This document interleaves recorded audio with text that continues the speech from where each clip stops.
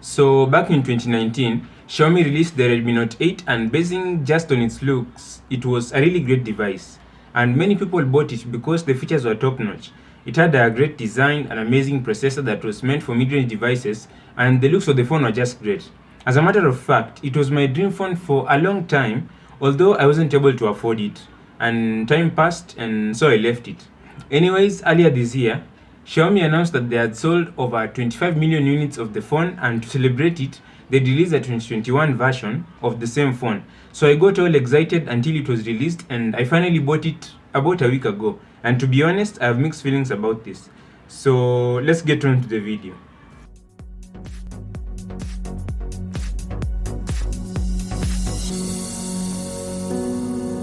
What's up guys, how are you doing? Hope you're having a nice day. I'm Milan and welcome back to Fuzitech. If you're new here, welcome too, and I hope you enjoy the video.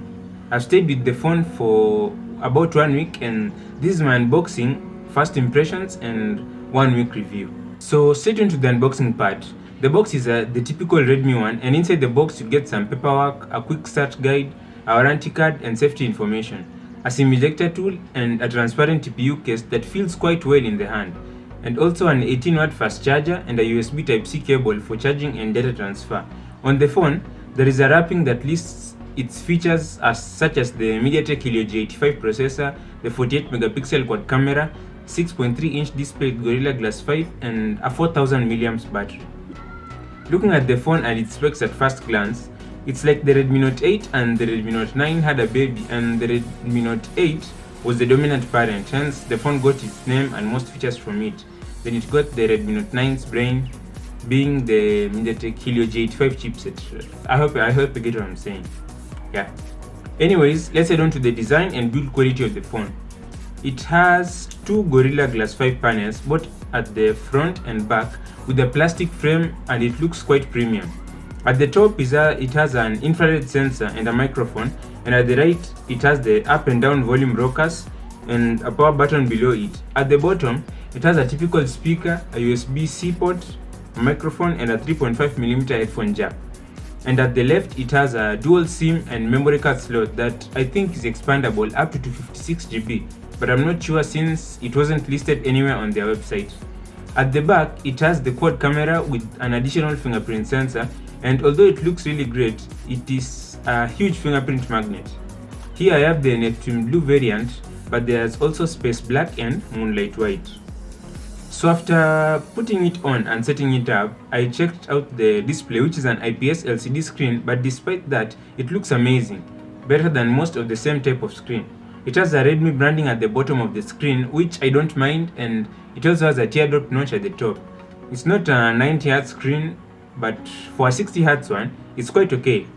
The display is a carbon copy of the previous Redmi Note 8, although it's good. I don't get why they couldn't have just changed it up a little bit, like a punch hole camera or an AMOLED screen, or at least a high refresh rate of 90Hz like its budget counterparts of this year. Heading on to the software, the phone comes with MIUI 12.5 and Android 11, and I haven't used it that much, so I can't comment a lot on it.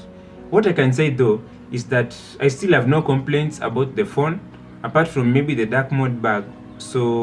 And let me explain it. So with the dark mode, some apps don't work well, as you may fail to see some words on the screen, or sometimes the images and pictures will look highly contrasted due to the dark mode. So I found a solution in which, let's say in Spotify, I couldn't see the pause button, as you can see from the image here. So what I did is go to the settings and then search for dark mode, and then find the particular app, then turn it off. Then I went back to the app and put its own dark mode back on. So I hope you understand me. So I put the system dark mode off for that specific app, then I put it back on within the app, and it functioned well. I've done that for a couple of apps right now, and to me that's a minor issue. So you just put on the dark mode for the app. Yeah. The phone is also powered by the 12nm MediaTek Helio G85 chipset, which is quite okay for gaming. Again, I haven't played that much games, but I played COD Mobile and it was smooth. And I still have not yet met any issues, but I've not yet fully tested it. So in general, I could say the processor is quite fine, but I'll do a full review a month from now after I've used it for quite a while. And if you want to check it out, subscribe so that you don't miss it. I decided to save the camera review for the full review video, but all I can say is that for its price, it's quite decent. It has a quad camera at the back, starting with a 48 megapixel main lens, although when taking photos, it has a normal mode, which I think is 12 megapixels, and then there is a 48 megapixel mode within the camera app. The next one is an 8 megapixel ultra-wide lens, 2 megapixel macro lens, and 2 megapixel depth sensor.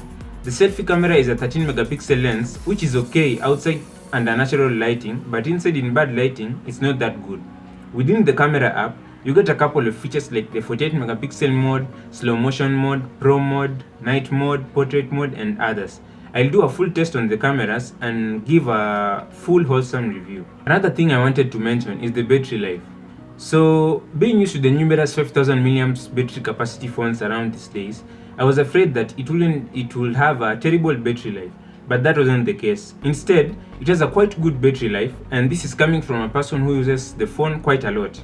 I can't fully say how long it will last you for the whole day, since I haven't used it for a long time, but it's nowhere close to being a bad battery. In fact, it's a really good battery. Yeah. So in general, this phone is quite okay.